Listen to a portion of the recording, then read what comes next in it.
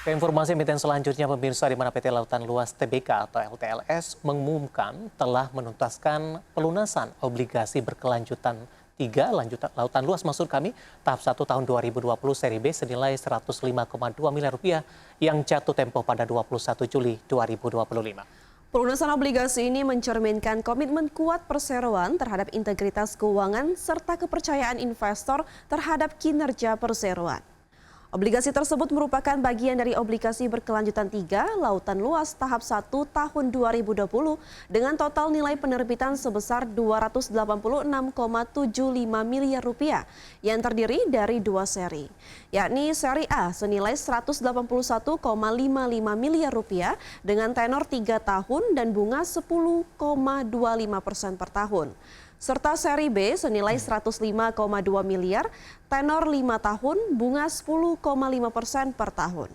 Obligasi ini telah memperoleh peringkat A dari Pemeringkat Efek Indonesia atau Pevindo yang mencerminkan kapasitas kuat perseroan dalam memenuhi kewajiban jangka panjang.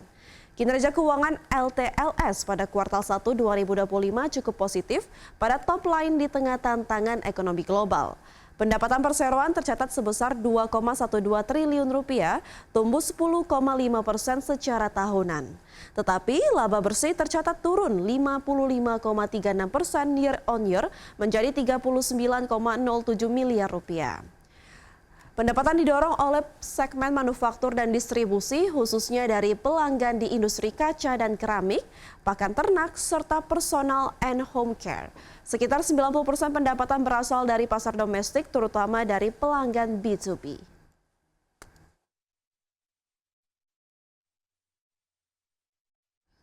Sementara itu, pemirsa, kinerja keuangan PT Arcadia Digital Media Tbk kembali tertekan pada semester 1 tahun 2025, di mana emiten media digital ini membukukan rugi bersih sebesar 3,56 miliar rupiah, membengkak 40% dibandingkan periode yang sama tahun sebelumnya yang sebesar 2,54 miliar rupiah.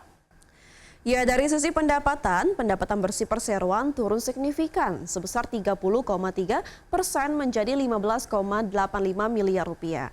Sejalan dengan melemahnya pendapatan, beban pokok pendapatan turun menjadi 8,97 miliar rupiah. Meskipun ada sedikit angin segar dari penghasilan komprehensif lain, namun total kerugian komprehensif tetap tinggi di angka 3,39 miliar rupiah, memburuk dari tahun sebelumnya. Sebagai catatan, emiten berkode saham DIGI ini mengelola beberapa platform media digital, pembuatan konten, dan penyediaan konten untuk penggunaan internal dan eksternal.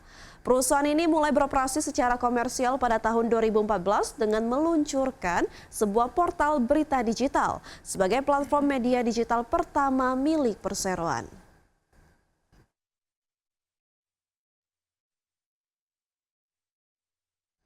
Informasi selanjutnya, pemirsa, Era Jaya Swasembada tambah modal ke anak usaha sebesar 10,5 miliar rupiah. Penyertaan modal ini dilakukan untuk mempertahankan kepentingan Era Jaya di bisnis kemitraan makanan.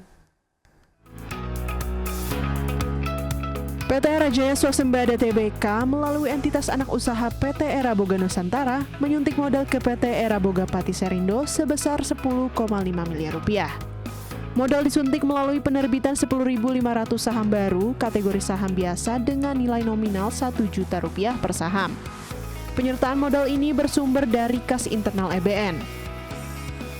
Dengan penyetoran modal tersebut, modal disetor dan ditempatkan di Era Boga Pati Serindo naik dari 116 miliar rupiah menjadi 131 miliar rupiah.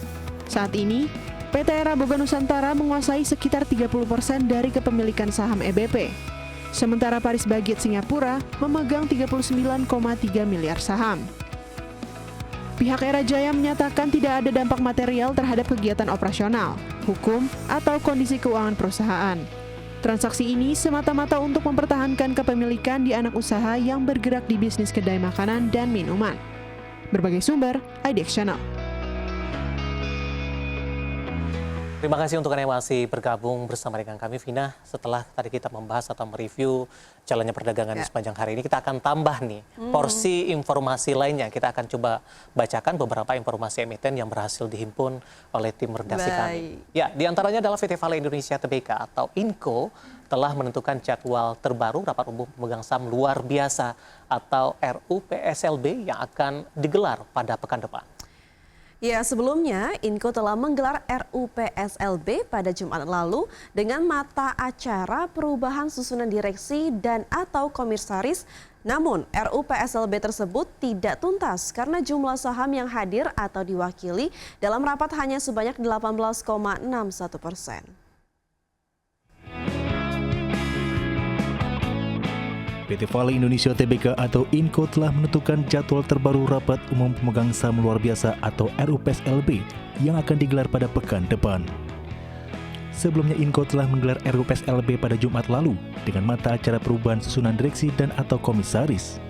Dalam hal ini RUPSLB tersebut hendak menentukan sosok presiden direktur baru INCO setelah sebelumnya Febiani Edi mundur dari posisi tersebut lantaran ditunjuk sebagai Managing Director BPI Danantara.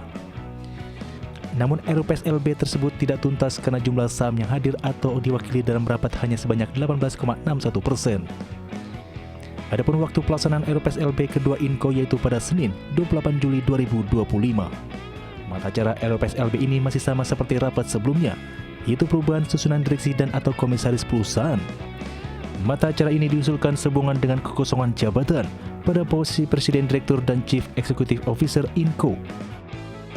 Berbagi sumber untuk IDX Channel. Menteri Energi dan Sumber Daya Mineral Bahlil Lahadalia secara resmi menawarkan 18 proyek hilirisasi dengan nilai investasi sebesar Rp618,13 triliun ke Danantara. Ya, investasi hilirisasi tersebut mulai dari hilirisasi mineral dan batu bara, kemudian hilirisasi pertanian, kelanjutan dan perikanan. Kelautan maksud kami dan perikanan, hilirisasi transisi energi hingga hilirisasi ketahanan energi. Menteri Energi dan Sumber Daya Mineral Bahlil Lahadalia secara resmi menyerahkan dokumen prastudi kelayakan proyek prioritas hilirisasi dan ketahanan energi nasional kepada Chief Executive Officer atau CEO Danantara, Rosan Ruslani. Dalam dokumen prastudi tersebut memuat 18 proyek hilirisasi dengan nilai investasi sebesar Rp618,13 triliun. Menteri ESDM menegaskan, proyek-proyek hilirisasi tersebut terdiri dari 8 hilirisasi mineral dan batu bara, 3 hilirisasi pertanian, 3 hilirisasi kelautan dan perikanan, 2 hilirisasi transisi energi, dan 2 hilirisasi ketahanan energi.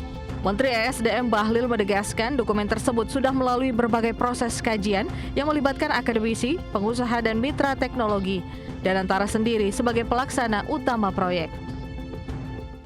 Kami sudah ada sekitar 18 proyek yang sudah siap pra-FS-nya Pak Kepala Danantara dengan total investasi sebesar 38,63 miliar US dollar atau setara dengan 618,3 triliun rupiah.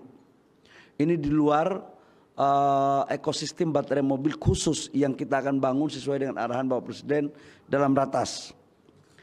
Yang berikut kami juga melaporkan bahwa dari 18 proyek tersebut, 8 proyek hilirisasi di sektor mineral dan batu bara, 2 proyek tentang transisi energi, 2 proyek ketahanan energi, 3 proyek hilirisasi pertanian, serta 3 proyek hilirisasi kelautan dan perikanan. Bahlil menambahkan bahwa 18 proyek tersebut dinilai sebagai salah satu sumber pendapatan dan pertumbuhan ekonomi nasional. Bahkan diproyeksikan mampu menciptakan lapangan pekerjaan hingga 300.000. Dan sebagian proyek yang ditawarkan ke Danantara ini sudah siap dijalankan dalam waktu dekat. Jakarta, Tim Liputan IDX Channel.